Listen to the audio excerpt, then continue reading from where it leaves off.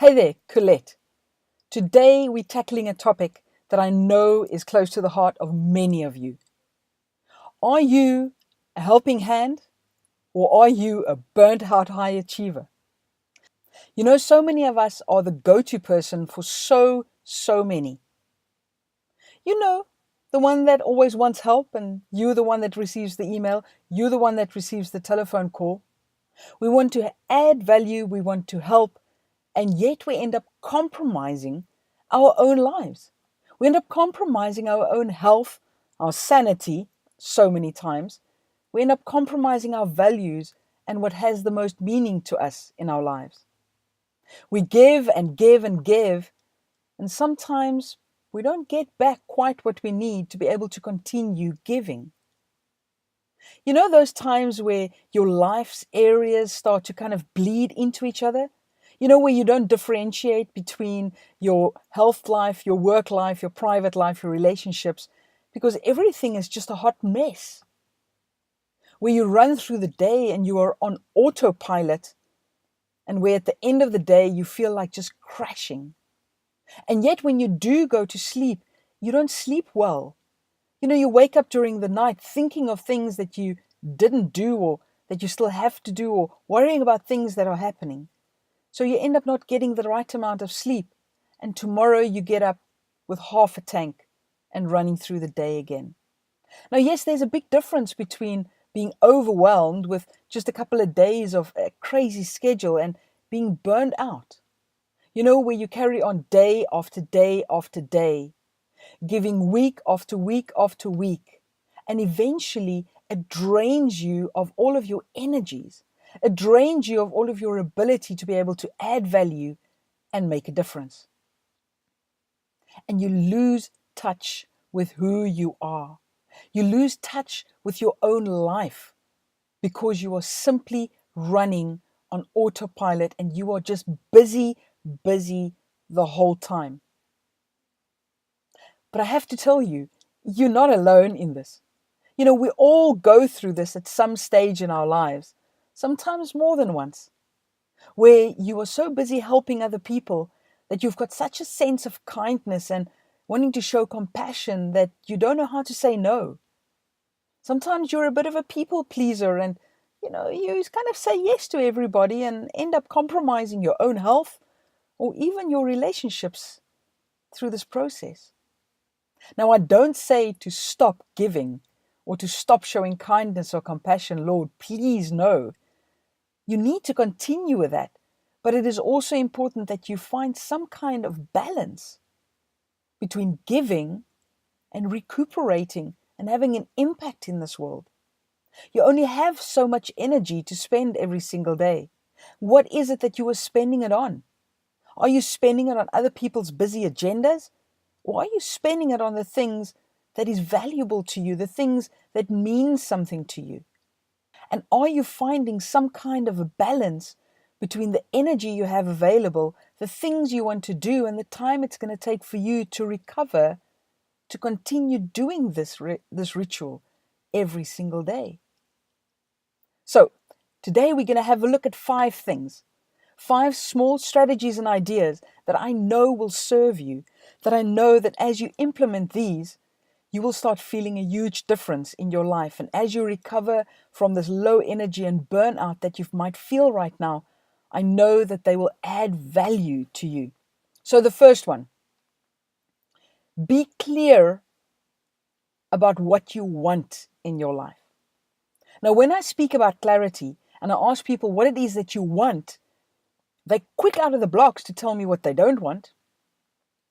You know, they're quick to tell me the kind of relationship they don't want, the job they don't want, the lack of money that they don't want, the overweightness that they don't want.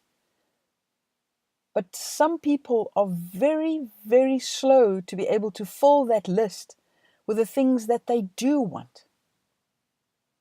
And those are usually the people that get stuck into being sidetracked, stuck into distraction, because if you don't know what you want, everybody else will fill your days with what they want.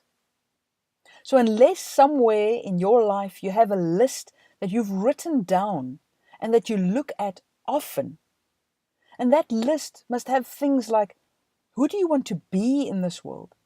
How do you want to treat others? What is the impact you want to have? What are the things that have meaning to you? The values that you want to honor and that you hold dear in your life. Those are the things that you want to look at. You want to look at them often because they will help you to keep focus.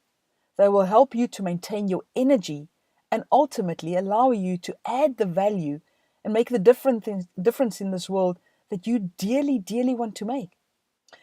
Number 2 is getting back to basics. The things that will be able to give you the energy and the productivity that I know that you are after. The first thing is exercise. Years and years of studies have proven that as you exercise, even when you don't think you have got the time or the energy to lift your feet off the ground, ultimately you will increase your energies, your productivity.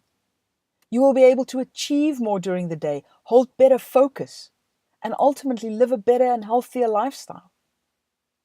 And the second thing under your back to basics is to have a look at how much you sleep. And as you do exercise, you're going to find that your quality of your sleep also improves. Because during your sleep is when your body gets rid of the junk and the gunk and prepares yourself for the stresses of the next day and for your to-do list. And then number 3. Oh, and I know some of you are going to love this and some of you are going to hate this. Say no. Say no frequently and say no quickly. Now, I know that saying no is not on some of your vocabularies, and I know that as you start off in life, you can't always just say no because you are building experiences, you're building skills, you're building relationships. So when you start off, by all means, do what you need to do. But you will also find as your experience increase, as your skill level increases, as people get to know how successful you are in certain aspects, they're going to press on your button more often. People that are high achievers get asked for more help more often. And it is then important for you to learn how to say no, probably more than most other skills that you have in this world. You know, as you understand your values, your priorities, the things that add meaning to your life and the impact that you want to make in this world, everything else pretty much gets a no. And yes, there might be times where the person might kind of show you good reason or bring forward a very strong case of why you should help them, why you should get involved in this project or do this thing. And if you feel that you can still do that after saying no, but you can do it without compromising your own life, without compromising your well-being or the impact and the value you want to add in this world, then by all means, change your mind. But initially, it is a no. And then find, what are you good at? What are some of your unique strengths? What are the things that you love doing and the things that you know makes a huge difference and impact in this world? Because once you know what those things are, it is so much easier to hold your focus during the day. Because when people ask you to do things, it's not because those things are bad. It just means that they are not good for you. So make sure you know where you can add the most value in this world. If you don't, that is where you find that senior manager or that executive being stuck into doing medial admin work, photostatting work, or taking telephone calls where they could have rather done activities that adds enormous value in this world to their lives and to the ones around them. And the last one that we're going to deal with for today is being able to check in. You know that old saying about what you do not measure, you cannot, yes, you know, manage. You've heard that saying before. What you do not measure, you cannot manage. So on a Friday night is my time, but whenever you choose to do it, maybe on a Sunday afternoon when everybody's nice and calm, check in with yourself. How are you doing that week? Ask yourself some critical questions. Did I stick to my boundaries for this week? Or did I compromise them?